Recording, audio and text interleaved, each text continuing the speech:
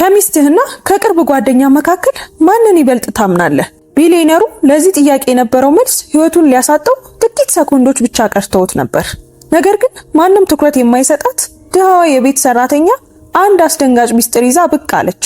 ከዚያም ከደቂቃዎች በኋላ የተከሰተው ነገር መላው ቤተሰቡን አስደነገጠ። ቢሊየነሩ በሁለት ተቃራኒ እውነቶች መሃል ራሱን አገኘው። በአንድ በኩል በቢሊዮን የሚቆጠር ሀብት፣ ቆንጆ ሚስትና ስኬታማ ቢዝነስ፣ በሌላ በኩል ደግሞ ክህደት፣ ሴራና የሞት ወጥመድ።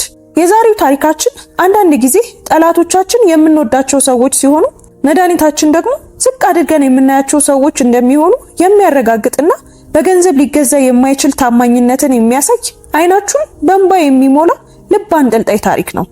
ታሪኩን ከመጀመራችን በፊት ግን ይህንን አስደናቂ ልብ አንጠልጣይ ታሪክ ከየትኛው የዓለም ክፍል ሆናችሁ እንደምትከታተሉት ኮሜንት ላይ ጻፉልን። ቪዲዮንም ላይክ አድርጉት።